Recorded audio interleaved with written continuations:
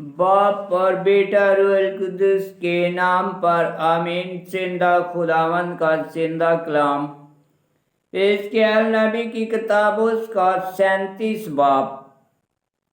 हड्डियों के जिंदा होने का रुआ। खुदावंद का हाथ मुझ पर था और उसने मुझे वजद में उठा लिया और मुझे एक वादी में उतार दिया जो इंसान की हड्डियों से भरी थी, और उसने मुझे उन के गिरदा गिर्द फराया। तो क्या देखता हूँ कि वो वादी की सतह पर कसरत से थी और नहायत ही सूखी हुई थी। तो उसने मुझसे कहा कि ऐ इब्ने बशर, क्या ये हड्डियां जिंदा होंगी? मैंने कहा, है मालिक खुदावंद, तू ही जानता है। तो उसने मुझसे कहा कि इन हड्डियों पर नबूवत कर और इनसे कह दे, ऐ सूखी हड्डियों, खुदावंद का कलमा सुनो। मालिक खुदावंद हड्डियों से यूं फरमाता है, देख, मैं तुम्हारे अंदर रूह दाखिल करूंगा तो तुम जिंदा हो जाओगी। मैं तुम पर पट्टे लगाऊंगा और तुम पर गोश्त पैदा करूंगा और तुम पर चमड़ा चढ़ाऊंगा और तुम में रूह डालूंगा तो तुम जिंदा हो जाओगी और जान लोगी कि मैं ही खुदावंद हूँ।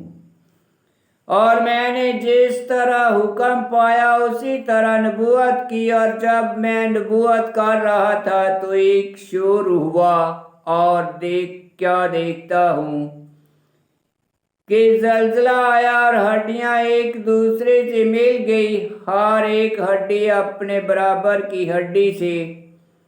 और जब मैं देख रहा था तो क्या देखता हूँ कि उन पर पट्टे चढ़ आए और गोश्त भी पैदा हो गया और वो चमड़े से मलबूस हो गई, मगर हनूज बेजान ही थी। तब उसने मुझसे कहा कि तू रूह से नबूवत कर, ऐ इब्ने बशर, नबूवत कर और रूह से कह दे कि मालिक खुदावंद यूं फरमाता है कि ऐ रूह, चारों अतराफ से आ जा और इन मकतूलों पर फूंक के वो फिर जिंदा हो जाएं। और मैंने जिस तरह हुक्म पाया उसी तरह नबूवत की। तब रूह उनमें दाखिल हुई और वो जिंदा हो गई, और वो अपने पांव पर खड़ी होकर एक नहायत बड़ा लश्कर बन गई।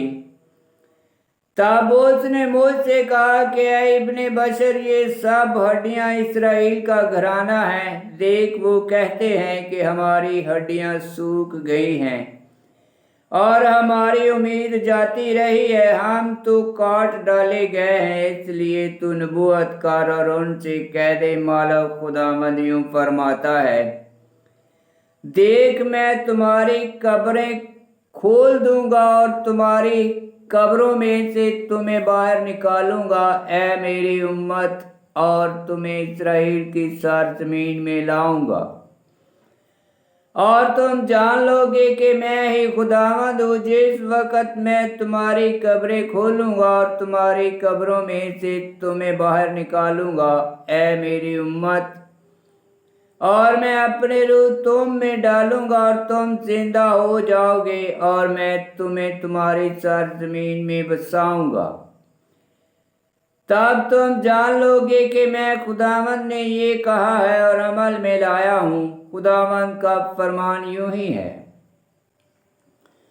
और मैंने खुदावंद का कलमा पाया, उसने कहा, है इब्ने बशर, तू एक लकड़ी ले और उस पर लिख, यहूदा और उसके साथियों बनी इस्राएल के लिए। फिर दूसरी लकड़ी ले और उस पर लिख, अफरीम की लकड़ी, यूसुफ और उसके साथियों, यानी इस्राएल के तमाम घराने के लिए, और उन्हें एक दूसरे के साथ जोड़ के वो तेरे लिए एक लकड़ी हो, और वो दोनों तेरे हाथ में एक होंगी। और जब तेरी कौम के फरजंद तुझसे बात करके कहें, क्या तू हमें नहीं बताएगा कि इससे तेरा क्या मतलब है? तो तू उनसे कह दे, माला खुदावंद यूं फरमाता है, देख मैं यूसुफ की लकड़ी को जो अफरीम के हाथ में है और उसके साथियों और इसराइल के कबाइल को लूंगा और उन्हें यहूदा की लकड़ी बनाऊंगा, तो वो मेरे हाथ में एक होंगी और वो लकड़ियां जिन पर तूने लिखा है उसकी आंखों के सामने तेरे हाथ में होंगी।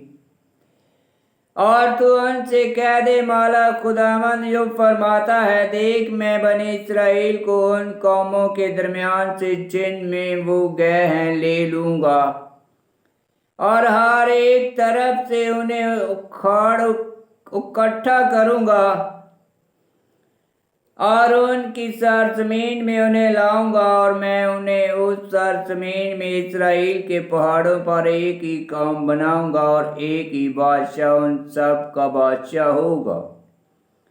और फिर वो दो कौमें ना होंगे और ना फिर अब तक कभी दो ममलकतों में तकसीम होंगे। और फिर वो अपने आपको अपने बुतों से और अपने मकरू हाथ से और अपनी किसी बदी से नापाक ना करेंगे और मैं उन्हें उनकी तमाम बेवफाइयों से जिनसे उन्होंने गुनाह किया है छुड़ाऊंगा और उन्हें पाक करूंगा। सो वो मेरी उम्मत होंगे और मैं उनका खुदा हूँगा और मेरा बंदा दाऊद उन पर बादशाह होगा और उन सब का एक ही जुबान होगा और वो मेरी कज़ाओं पर चलेंगे और मेरे कवानीन को मानेंगे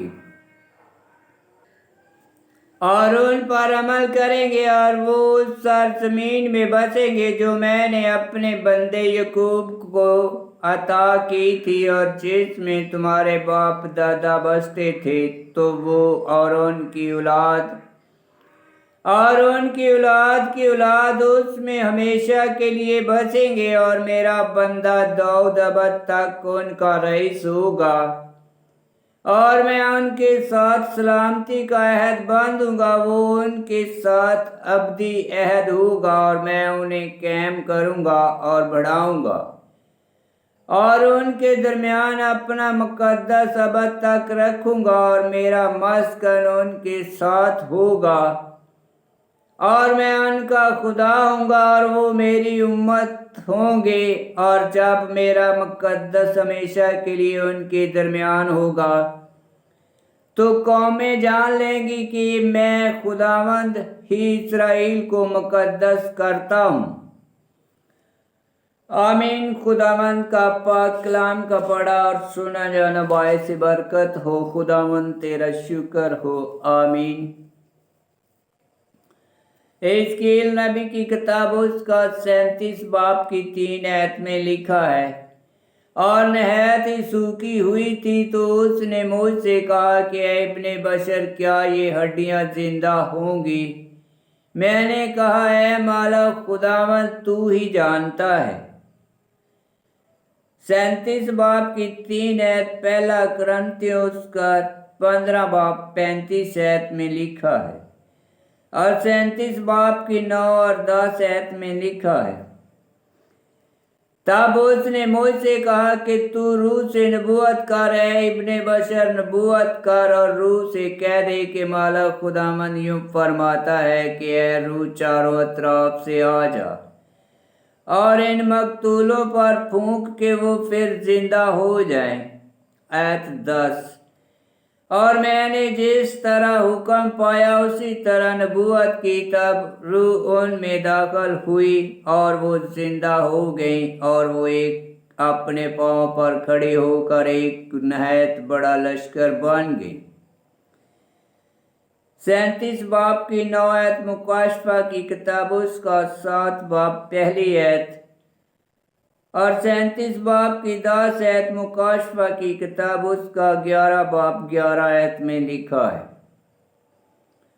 और 37 बाब की 23 आयत में लिखा है, اور پھر وہ اپنے آپ کو اپنے بتوں سے اور اپنی مکروہات سے اور اپنی کسی بدی سے ناپاک نہ کریں گے، اور میں انہیں ان کی تمام بے وفائیوں سے جن سے انہوں نے گناہ کیا ہے چھڑاؤں گا اور انہیں پاک کروں گا، تو وہ میری امت ہوں گے اور میں ان کا خدا ہوں گا۔